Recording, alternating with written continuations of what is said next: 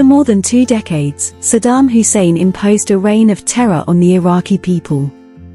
Starting from humble beginnings, this ruthless dictator joined an extremist group at the age of 20 and quickly climbed its ranks. He pursued illegal education, experienced imprisonment, and betrayed close allies to seize control. Saddam sentenced hundreds to death, eliminating any opposition to his rule. His brutal regime involved the torture and killing of thousands of Iraqi civilians, making him one of history's most vicious dictators. The story of his rise to power is a testament to the horrors that characterized his reign. Saddam Hussein was born on April 28, 1937, in Al-Alja, a small village near Tikrit, Iraq. At that time, the region was among the country's poorest. Saddam faced additional hardship as his father had passed away before his birth. Growing up in rural Iraq, he experienced poverty and struggled to find sufficient food. Eventually, his family sent him to live with his uncle in Baghdad. Reports indicate that Saddam suffered abuse at home and was bullied by other children, a common background trait among future tyrants. However, it's important to note that many individuals with challenging childhoods do not become oppressive rulers. In 1957, at the age of 20, Saddam joined the Ba'ath Party, which advocated for a pan-Arab socialist nation. The party had various branches across the Middle East, but its origins traced back to 1943 in Damascus, Syria. The leaders of the Ba'ath Party claimed to be guided by positive Islamic principles. However, the organization had an authoritarian nature from its inception, prioritizing the acquisition of power and shaping the Middle East according to their vision of Islam. To prepare for his political career, Saddam Hussein enrolled in Cairo Law School in 1962. After just 1 year, he returned to Iraq when the Ba'ath Party seized control of the government in the Ramadan Revolution. Saddam continued his studies at Baghdad Law College, ensuring a solid foundation for his political ascent within the party. Saddam Hussein's actions were always calculated and driven by a determination to hold power or perish in the attempt. However, the events that followed would shatter his dreams and push him and other Ba'athists to take drastic actions, plunging the country into chaos. In the same year the Ba'ath Party took control, they were overthrown, and Saddam Hussein was arrested and imprisoned. During his incarceration, he reflected on the party's failure and sought individuals to blame, as well as strategies to strengthen its position upon his release. This mirrors the path taken by Adolf Hitler before rising to prominence in the Nazi Party. While in jail, Saddam concluded that weak leadership and over-reliance on the Iraqi military had caused the Ba'athists' downfall. By 1966, despite still being imprisoned, he had become the deputy secretary of the regional command and continued to ascend within the party. In this role, he established a Ba'athist security force that would serve the party's interests. Crucially, this new militant group would pledge allegiance to Saddam and the Ba'athist cause, addressing the problem that had cost them power during their initial revolution. Upon escaping from prison, Saddam Hussein held a position of great influence within the Ba'ath Party. He wasted no time in deploying his newly organized private security force to unleash havoc in Baghdad. Saddam ordered the harassment and assassination of individuals who opposed the Ba'athists, instilling fear among civilians and eliminating political opponents who disagreed with his vision for the future. When Saddam Hussein was released from prison, the president of Iraq, Abdullah Arif, was perceived as weak by Saddam and the Ba'ath Party leadership. They held him responsible for the party's underground existence following the failed Ramadan Revolution. In 1968, the Ba'athists launched another revolution, with Saddam playing a more significant role. He restructured the party's leadership and power dynamics, ensuring he retained maximum influence. Amir Hassan al-Bakr ascended within the organization and became the secretary of the regional leadership of the Ba'ath Party in 1964, with Saddam Hussein as his right-hand man. Saddam's role was to employ his enforcers to garner support from the general population for al-Bakr. If persuasion failed, terror was used to ensure compliance. In July 1968, the Baathists launched their second revolution to overthrow the Arif regime.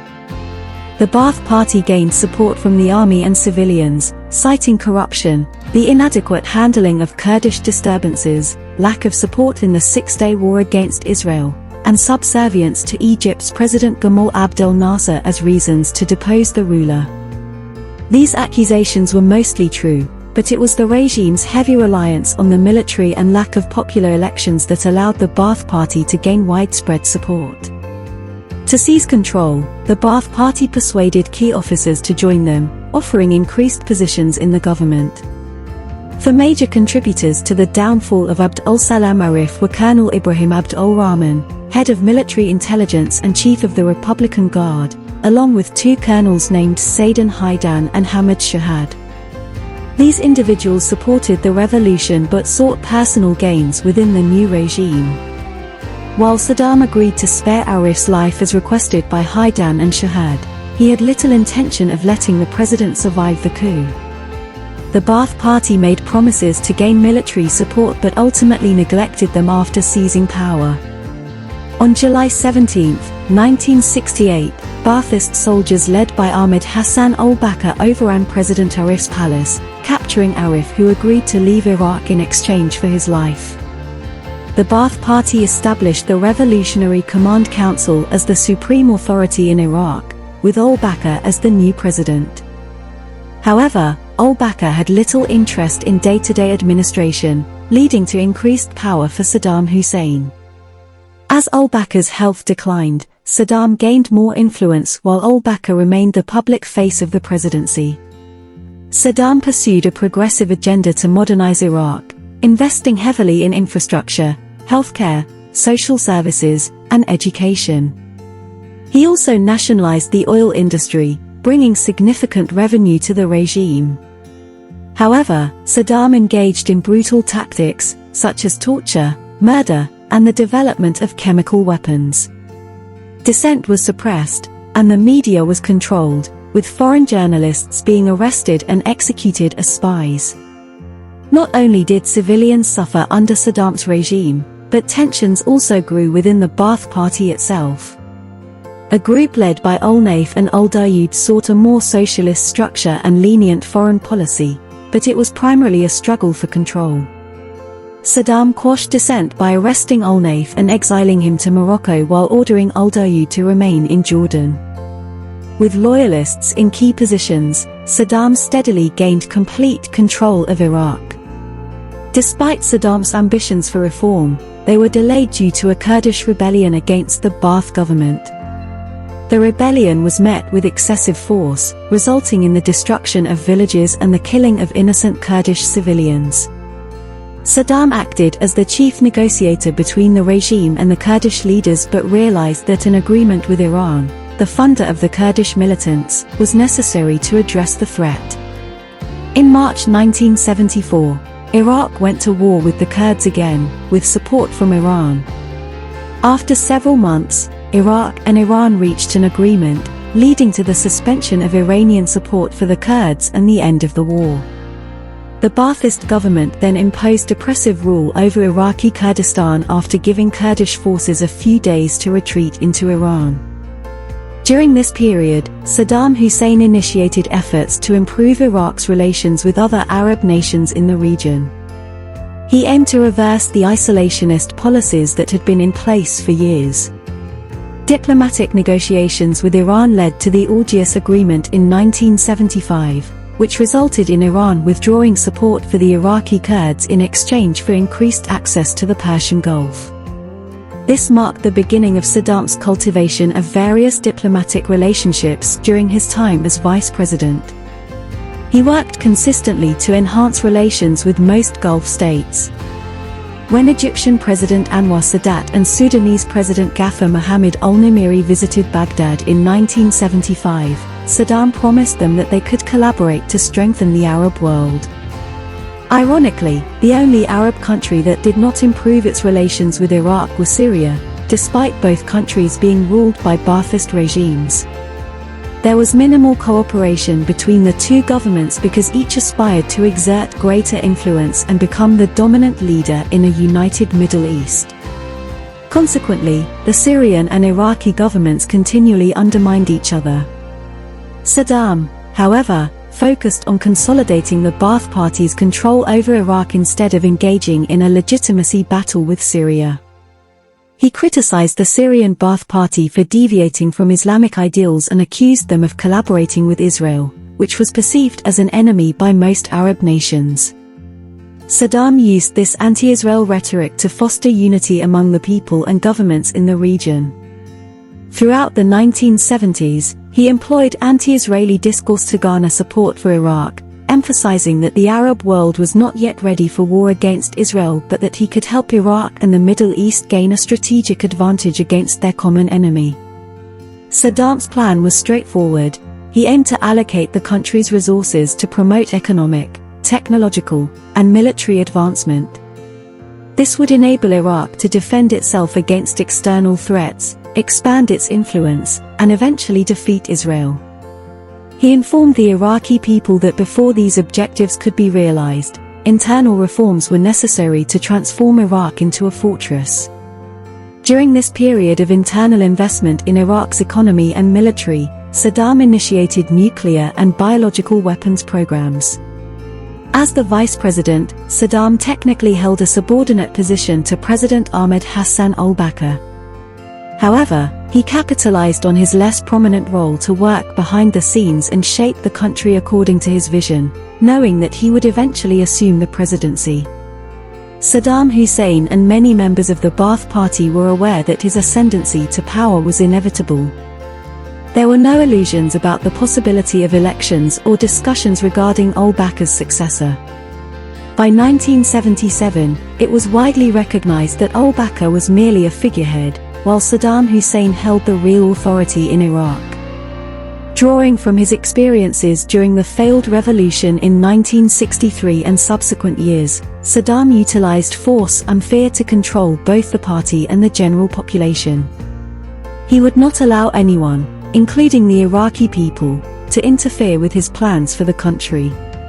Dissent within the Ba'ath Party was swiftly crushed, and opposition from outside sources was annihilated. While serving as vice president, Saddam strategically appointed his relatives to positions of power, prioritizing loyalty over expertise. Family and tribal connections were deemed more reliable than individuals from other regions. By filling the presidential guard and security forces with members from his own tribal background, Saddam ensured their loyalty, which was vital for maintaining control and preventing any deviations from his directives. With all his chess pieces in place, Saddam was prepared to be the ultimate authority, answerable to no one. However, al-Bakr's surprising decision jeopardized Saddam's power, posing a threat to render him powerless. In 1979, al-Bakr attempted to unite Iraq and Syria, which would have undermined many of the structures Saddam had established to control the country. Determined to prevent this, Saddam devised a scheme to force al-Bakr out of power. Rather than assassinating the president or engaging in a power struggle, Saddam coerced al-Bakr into resigning.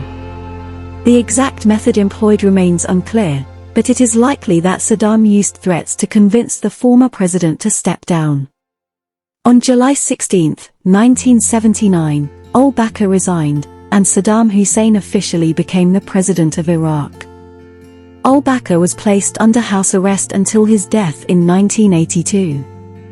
However, Saddam recognized that there were still individuals within the government who remained loyal to al-Bakr and posed a potential opposition. To secure his transition to president and solidify his rule in Iraq, Saddam devised a plan. Less than a week after forcing al-Bakr's resignation, he convened a meeting of the Ba'ath Party. During the meeting, Saddam read out a list of 68 names, each considered a threat to his authority. Immediately, those individuals were arrested, stripped of their positions, and imprisoned. One of the former members of the Revolutionary Command Council was coerced into making a false public confession, implicating himself and others in a plot to overthrow the government. It is widely believed that he was tortured to extract this confession. Saddam needed a pretext to eliminate anyone he deemed a threat, and he exploited the alleged coup, attributing it to funding from the Syrian government, thereby severing al-Bakr's connections with other Ba'ath Party members and presenting Syria as an enemy. The 68 individuals arrested were subsequently brought to trial, found guilty of treason, and 22 of them were sentenced to death, including some who had once been Saddam's protégés. Saddam Hussein was aware of their training and did not want to become subservient to any of his subordinates, as al-Bakr had been to him. However, Saddam's purges did not end there. Recognizing the potential for opposition, he utilized his private security force to apprehend hundreds of politicians who posed a threat to his power. Many were imprisoned, while hundreds more were executed or killed. As president, chairman of the Revolutionary Command Council, Secretary-General, and Commander-in-Chief of the Armed Forces, Saddam Hussein consolidated complete control over Iraq. Anyone within the government understood that defying or speaking out against Saddam meant certain death. Additionally, any association with Syria was no longer tolerated. In addition to employing his secret police to assassinate opponents and suppress opposition through brutal means, Saddam fostered a cult of personality among the general population of Iraq. He idolized himself and proclaimed his desire to make Iraq the strongest country in the region, urging the people to make sacrifices. He justified his actions by claiming they were in the best interest of the Iraqi people, portraying anyone who opposed him as a threat to the Arab way of life. Initially, as president, Saddam implemented reforms that improved the lives of the Iraqi people, such as providing universal healthcare, free education, and limited advancements in women's rights. These measures aimed to gain the trust of the populace. However, as time progressed, many of these reforms were abandoned as Saddam shifted his focus toward gaining more power in the region. In the same year that Saddam assumed the presidency, a significant external threat emerged from Iran. Ruhollah Khomeini led an Islamic revolution supported by the Shiite majority, which posed a danger to Saddam's power, reliant on the support of the Sunni minority in Iraq. To prevent the Shiite revolution from spreading to Iraq, Saddam Hussein ordered the invasion of Khuzestan, a region in western Iran, in September 1980. The invasion of Khuzestan marked the beginning of the Iran-Iraq War. Despite Saddam's aggressive role in initiating the conflict, Western nations and many Arab countries supported him due to their opposition to the extremist Islamic ideologies associated with the Iranian Revolution. Ironically, Saddam received financial and military aid from countries such as the United States, the United Kingdom, the Soviet Union, France, and Italy, among others. This support was driven by a desire to contain the spread of the Iranian Revolution to the rest of the region. Yugoslavia and the majority of Arab nations, on one side, while Iran received support from Syria, Libya, China, North Korea, Israel, Pakistan, and South Yemen. Amidst Saddam's use of chemical weapons, the global community grew cautious. However, the priority of curbing the spread of radical Islamist ideologies overshadowed concerns about war crimes. Consequently, numerous countries, including Western powers, turned a blind eye to Saddam's atrocities, including the genocide of the Kurdish people, crimes against humanity, and aggressive invasions of neighboring territories. 8 years later, the war reached a stalemate, leading to a ceasefire in 1988. The conflict had claimed the lives of hundreds of thousands, not only soldiers but also innocent civilians caught in the crossfire of missiles and aerial strikes. Iraq found itself deep in debt to the nations that supported Saddam during the war. Yet, instead of focusing on rebuilding the economy after almost a decade of fighting and significant disruptions in oil production and exports, Saddam continued to invest in the military. As a result, most of the promised economic and social reforms for the people of Iraq were sidelined. Healthcare and education witnessed a decline, and the collapsing economy inflicted suffering upon the population. Rather than addressing internal issues, Saddam set his sights on invading another oil-rich nation. By this point, Saddam Hussein maintained control over Iraq primarily through his private security force and the military. While many citizens still supported Saddam and the Ba'ath Party, the Shiite majority grew discontented. Even some Sunnis were dissatisfied with the failed war against Iran and the empty promises of Saddam Hussein. However, fear stifled any attempts to voice opposition to the regime, as those suspected of inciting dissent were swiftly arrested or killed by Saddam's forces. The economic struggle pushed Saddam to take more drastic measures, leading to the invasion of Kuwait to the south. His plan was to exploit Kuwait's vast oil reserves to settle Iraq's debts and improve the economy. However, this move backfired on the international stage, as countries worldwide imposed trade embargoes on Iraq. The United Nations passed resolutions condemning Saddam's use of force against Kuwait and authorized military action to end the conflict. The United States spearheaded a joint military mission to combat Saddam's forces and liberate Kuwait. On January 16, 1991, the Persian Gulf War commenced. U.S. aircraft carried out a relentless bombing campaign, devastating Iraqi tanks, soldiers, and military sites. U.S. tanks surged across Kuwait's sands, eliminating resistance along the way. 6 weeks later, the war concluded with all of Saddam's forces expelled from Kuwait, and a ceasefire agreement was signed. Unfortunately for Iraq's dictator, economic sanctions remained in place even after the war's end. Moreover, Saddam was forced to dismantle his biological and chemical weapons programs. Despite his military's dilapidated state and their swift expulsion from Kuwait once engaged by US-led forces, Saddam audaciously claimed the conflict as a victory for Iraq, although the world knew it was a facade. Dictators claiming victory even in the face of defeat was not a novelty.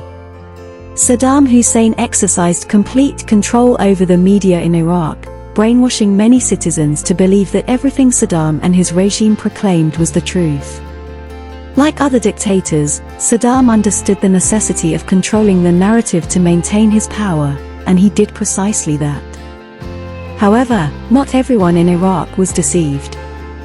Both the Shiites and the Kurds, who had suffered oppression and slaughter under Saddam's rule, began to rebel. They could see that the current government was faltering, particularly after the defeats in Iran and Kuwait. However, within Iraq's borders, Saddam still held sway over the military and his security forces, violently suppressing any uprisings. Thousands of Shia Muslims and Kurds were forced to flee Iraq, fearing for their lives. Those captured endured torture, death, or disappeared into prisons. Iraq's economy lay in ruins, with Saddam's regime perpetrating daily murders. Human rights violations ran rampant, and the international community watched with apprehension as Iraq teetered on the brink of collapse. The Iraqi population endured years of pain and suffering. Saddam's biggest mistake following the Gulf War was his refusal to cooperate with the UN mandates and sanctions imposed on Iraq. He was instructed to halt the production of chemical, biological, and nuclear weapons. However, whenever UN arms inspectors requested access to Iraqi facilities, Saddam adamantly refused. This behavior sparked concerns and ultimately led to Saddam Hussein's downfall. In 1998, when Saddam once again denied UN inspectors access to his facilities, the United States and Great Britain launched a 4-day airstrike known as Desert Fox. Both nations declared their support for the opposition rising against Saddam. His worst fears were materializing. For decades, he had ruled through fear and brutality, but these tactics no longer seemed effective as the population turned against him. Intelligence reports revealed that Saddam's regime grew increasingly ruthless due to the UN sanctions. Cash flow into the nation diminished significantly. Without a stable economic foundation and with empty promises of improvement, the general population lost trust in their president. Saddam's only means of maintaining power was to eliminate any opposition that emerged. However, like all dictators, Saddam harbored grandiose illusions and never considered the possibility of losing his grip on power. He groomed his sons, Uday and Qasi, to succeed him. In Saddam's mind, his control over the military and the people of Iraq ensured the continuation of his lineage. Both sons swiftly ascended the ranks of the government, holding senior positions. As the United States and the United Kingdom began supporting Saddam's opponents to counter foreign interference and meddling, Saddam launched anti-American propaganda campaigns. He blamed the West, particularly the United States, for his government's shortcomings. Saddam told the Iraqi people that their suffering was a result of the United States. Given Saddam's stranglehold on the country, many individuals bought into this rhetoric. However, it is essential to remember that Saddam had not been removed from power earlier because the people of Iraq feared him and his security forces. Other conservative and extremist leaders in the region supported Saddam for standing up against US aggression. On September 11, 2001, when Al-Qaeda terrorists attacked the World Trade Center towers and the Pentagon, the United States initiated its war on terror. Concerns arose that Saddam might harbor terrorist groups within Iraq's borders and possibly provide them with chemical or biological weapons. Consequently, the US intensified its pressure on Saddam, allowing UN inspectors into Iraq to ensure compliance with the agreements of the Gulf War. On September 11, 2001, when Al-Qaeda terrorists flew 2 planes into the World Trade Center towers and another into the Pentagon, the United States launched its war on terror. There was a real concern that Saddam would harbor terrorist groups within Iraq's borders and may even provide them with chemical or biological weapons. In turn, the US stepped up its aggressiveness around Saddam, allowing UN inspectors in Iraq to make sure he was adhering to the agreements of the Gulf War. In November 2002, Iraqi facilities once again denied access to UN inspectors. The diplomatic efforts between the United States, Britain, and Saddam Hussein's regime came to an end, signaling the preparations for war. On March 17, 2003, President George W. Bush publicly demanded that Saddam step down and transfer power to the people of Iraq. The ultimatum gave Saddam Hussein 48 hours to comply, or the United States would initiate an attack. Following Saddam's refusal to step down, the United States initiated the Iraq War. The first act of aggression came from US aircraft, which conducted a bombing operation on the bunker complex believed to be the meeting place of Saddam Hussein and other government officials. However, it was later discovered that Saddam was not present in the bunker but was still operating within Iraq, prompting the United States to intensify its attacks. The invasion's primary objective was to capture Saddam Hussein, dead or alive. While US troops searched for Saddam, he called upon Iraqi citizens to sacrifice their lives for him, using the invasion as a means to rally those who had bought into his anti-US rhetoric. However, any resistance that emerged quickly succumbed to the advancing American and British forces. Less than a month later, Baghdad fell, and Saddam was forced to go into hiding. Much of the Iraqi population welcomed the removal of the dictator from power, celebrating the fact that they no longer had to live in fear of Saddam Hussein. This didn't guarantee a bright future or an easy path to rebuilding the country, but for many, it provided a small relief from the decades of brutality inflicted upon them by Saddam Hussein. On December 13, 2003, the US received intelligence indicating 2 potential hiding locations for Saddam. The mission to capture him was named Operation Red Dawn, inspired by a movie from the 1980s. The 2 locations, Wolverine 1 and Wolverine 2, were situated near the town of Tikrit, northwest of Baghdad, Saddam Hussein's birthplace, suggesting that the dictator may have sought refuge in familiar territory. Around 600 personnel from the 1st Brigade Combat Team and SEAL Team Delta were deployed to the area.